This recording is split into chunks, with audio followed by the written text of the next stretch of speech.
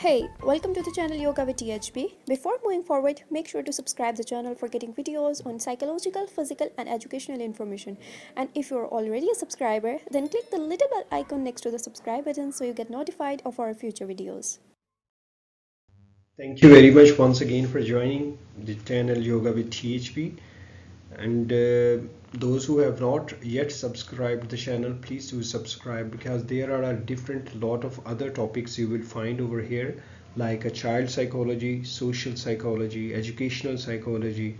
counseling and guidance, and intro to clinical psychology, health psychology, and different other health related, yoga related, meditation related topics. So that will help you out. So today we are going to discuss about the health psychology and the historical जो background है.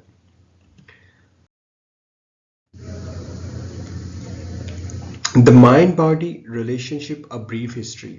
इस पे पहले हम लोग बात करेंगे कि हेल्थ साइकोलॉजी को अगर देखा जाता है तो एक टोटलिटी में देखा जाता है कि this is actually a study of mind body, that is actually the relationship between the two. तो उसकी हिस्ट्री को जानने की कोशिश करते हैं कि जब हम लोग प्री हिस्टोरिक टाइम में हम लोग देखते हैं इसको, सो ज़्यादातर जो कल्चर्स थे वो ये सोचा करते थे या इस तरह इसमें समझा जाता था जब mind and body as intervened. और जो डिजीज़ का था कॉन्सेप्ट, यानी कि जो बीमारी का कॉन्सेप्ट था, कि वो ये सोचा जाता था कि जब भी कोई बुरी जो रूह है, स्पिरिट है, वो एंटर्ड होती है बॉडी में, तो उसकी वजह से जो इंसानी जिस्म है वो मुख्तलिफ बीमारियों का शिकार हो जाता है. एंड जो ट्रीटमेंट उसकी सोची जाती थी या उन ज़माने में की जाती थी, प्राइमरीली उसमें क्या किया जाता था, ये कोशिश की जाती थी कि उसको कोई जादू टूना वगैरह करके उन स्पिरिट से निजात हासिल की जाती थी. और कुछ लोगों के जो बीमार लोग होते थे उनके दिमाग में सुराख किए जाते थे, और ये समझा जाता था, छोटे सुराख किए जाते थे ताकि जो रूह है वो जिस्म से बाहर निकल जाए और जिसकी वजह से वो ठीक हो जाए. ये प्री हिस्टोरिकल बैकग्राउंड की बात हो रही है. और सिमेट्रिकल छोटे छोटे होल्स बनाए जाते थे और ये बिलीव किया जाता था कि इस तरह से फिर ये जितने भी उनकी बुरी बलाएं हैं या बुरी जिन्होंने असरात कर लिया उस जिस्म पे, जो ही वो निकलेंगे उस कल से, सो वो इंसान जो है वो ठीक होना शुरू हो जाएगा. मतलब इस तरह के जो रिचुअल ट्रीटमेंट के थे वो इस तरह से अपनाए जाते थे. जो एंशियंट ग्रीक थे उसके बाद फिर क्या हुआ कि उन्होंने जो सिविलाइजेशन जो है वो आइडेंटिफाई करवाई, तो उसमें जो बॉडी का रोल था और इलनेस का रोल था उसको जानने की कोशिश की गई. और इसमें क्या किया गया कि rather than एस्क्राइबिंग illness to evil spirits, के जो बीमारियां हैं उनको बुरी जो स्पिरिट्स हैं उनके साथ इसको माना जाता है कि उनकी वजह से कोई जो जिस्म है वो बीमार हो रहा है. They developed a humoral theory of illness. सो उन्होंने ह्यूमर डिफरेंट उन्होंने बताया कि जिस्म में मुख्तलिफ जो बाइल होते हैं, डिफरेंट किस्म के ह्यूमर्स होते हैं जिनकी बेस पे इंसान में बीमारियां आती हैं. मिसाल के तौर पे उनके जो वी पॉइंट था कि disease resulted when the four humours और circulating fluids of the body जो है वो उनमें डिस्टर्बेंस पैदा होती है, जिसमें से एक उन्होंने blood black bile, yellow bile and फिलगम, ये चार उन्होंने बताया कि ये फ्लूइड्स हैं बॉडी में. अगर ये इनमें कोई इम्बैलेंस आ जाए किसी किस्म का, तो उसकी वजह से बीमारियां इंसान पे हावी होना शुरू हो जाती हैं. सो ये जो उसके बाद वाला दौर है उसकी बात हो रही है. अब मिडल एजेस में क्या हुआ, by the middle edges disease जो है इसको रिगार्ड समझा जाने लगा कि ये खुदा की तरफ से कोई पनिशमेंट है. अब ये मिडल एज की बात हो रही है और इसको किस तरह से क्योर करने की कोशिश की गई कि जो अगर कोई बुरी असरात हैं किसी के जिस्म पे जिसकी वजह से उसमें बीमारी आ गई, सो फिर उसको टॉर्चर भी किया जाता था. اب جو ٹارچر کے ڈفرینٹ اس کے طریقہ کار تھے اور اس کو پھر تھراپی کا نام دے دیا گیا ان ٹارچرز کو ڈفرینٹ طریقے سے. اور پھر آہستہ آہستہ یہ چینج ٹارچر سے چینج ہوتا ہوا پھر یہ پریئر کی طرف چلا گیا یا گڈ ورک کی طرف چلا گیا, یعنی دعائیں مانگنا, جیسے چرچز پھر کافی زیادہ, اور اگر ہندوازم کی بات کریں تو مندروں کی طرف زیادہ رجحان ہونا شروع ہو گیا, اگر مسلمس کی بات کریں تو مساجد کی طرف یا درسگاہوں کی طرف, وہاں پہ ایسے لوگوں کو لایا جاتا اور پھر ان کی ٹریٹمنٹ کروائی جاتی, good deeds and bad deeds کے درمیان ان کو فرق سمجھایا جاتا اور اس کی بیس پہ پھر ان لوگوں کا علاج کیا جاتا.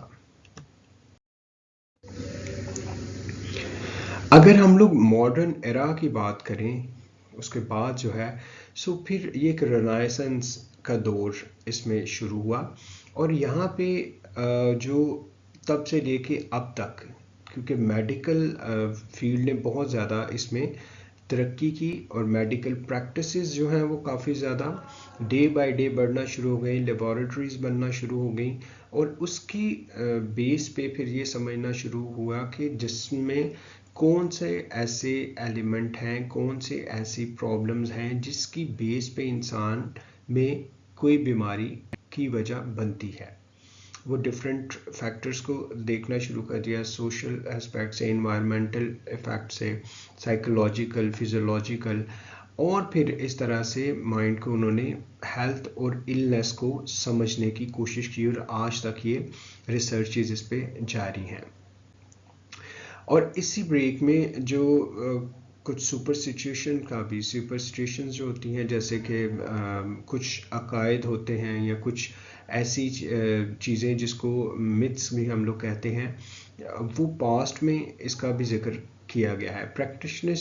جو پریکٹیشنرز ہیں اس میں اکنالج بھی کرتے ہیں اس چیز کو کہ اس وجہ سے بھی کچھ پروسیسز ہوتے تھے, لیکن آج چونکہ آج کل ماڈرن ایرا ہو چکا ہے اور اب یہ چیزیں کافی حد تک جو ہے وہ ختم ہونا شروع ہو گئی ہیں. اس میں ایک بایو میڈیکل ماڈل کی ہم لوگ بات کرتے ہیں. بایو میڈیکل ماڈل جو ہے کہ آل ان کا سوچنا, اس ماڈل کا یہ سوچنا ہے, اس تھیری کا یہ سوچنا تھا کہ جتنی بھی بیماری ہے can be explained on the basis of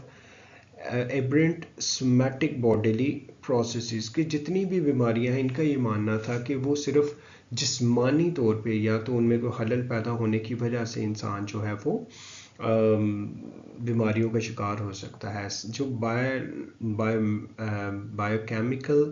imbalances یا پھر نیورو فزیولوجیکل ایب نارمیلٹیز ہمارے ذہن میں یا ہمارے دماغ میں, ہمارے جسم میں ہوتی ہیں, جس کی وجہ سے, یعنی ان کا سوچنا یہ تھا کہ ساری کی ساری بیماریوں کا جو محور ہے وہ ہمارا جسم, دماغ, یہی چیز ہے. اور بایو میڈیکل ماڈل جو یہ بھی ایزیوم کرتا تھا کہ سائیکولوجیکل اینڈ سوشل پروسیسز جو ہوتے ہیں یہ ارریلیونٹ ہے, ان کا جو بیماریوں کے ساتھ ہے, چاہے وہ جسمانی ہے چاہے وہ روحانی ہے, ان کا کوئی اس میں عمل دخل نہیں ہے. پھر اس کے بعد بایو سائیکو سوشل ماڈل کا ایک ماڈل سامنے آیا, تھیری آئی جو 1939 میں 1856 سے لے کے. سیگمنٹ فرائڈ ایکچولی بیسیکلی اس نے جب کام کیا تو biomedical point of view کو بہت پیچھے لے گیا یہ, اور اس میں پھر یہ سمجھنا شروع کر دیا لوگوں نے کیونکہ انکانشیس بھی کوئی ایسی چیز ہے, کوئی سائیکولوجیکل بھی ایسی پرابلمز ہوتی ہیں جن کی بیس پہ یا پھر وہ سوشل ہو سکتی ہیں, سائیکولوجیکل ہو سکتی ہیں, انوائرمنٹل ہو سکتی ہیں, بیہیورل ہو سکتی ہیں, جس کی بیس پہ انسان جو ہے اس کو سامنا کرنا پڑ سکتا ہے کوئی فزیولوجیکل پرابلم کا بھی, جو اگلے چیپٹرز میں ہم لوگ جا کے ڈیٹیل میں پڑھیں گے کہ ایکچولی یہ بایو سائیکو سوشل ماڈل یا اس کی تھیری ہے کیا. پھر 1930s میں اگر ہم لوگ اس کی بات کریں تو الیگزینڈر نے اور انہوں نے اس کے اوپر کام کیا کہ personality excessive need of dependency and love. انہوں نے کچھ کام کیا اپنا اور انہوں نے یہ چیز سامنے لے کے آئے کہ جو انسان ہے وہ ڈپینڈنسی اینڈ لو میں جب ڈسٹربنس پیدا ہوتی ہے تو اس وجہ سے ان میں پرابلمز آنا شروع ہو گئی ہیں, جس کی بیس پہ پھر وہ فرائڈ اینڈ یہ انہوں نے مل کے اس طرح سے بایو سائیکو جو سوشل ماڈل ہے اس کو انٹروڈیوس انٹروڈیوس کروایا. اس کو بھی ہم لوگ ڈیٹیل کیس اسٹڈیز کے ساتھ اپنی کلاس میں ایک دفعہ ڈسکس کریں گے تاکہ آپ کو اور بہتر طریقے سے اس میں سمجھ آ سکے کہ ایکچولی کون کون سی ایسی ایموشنل کانفلکٹس ہیں جس کی بیس پہ الیگزینڈرز نے اپنے کام کو بہتر طریقے سے سمجھایا اور سائیکوسمیٹک جو میڈیسنز پہ پھر کام ہوا اور پرابلمس پہ کام ہوا اور باڈیلی چینجز پہ کام ہوا. باقی ہم لوگ کلاس میں اس کا کیس اسٹڈیز اور اس میں گروپ ایکٹیویٹیز اینڈ کلاس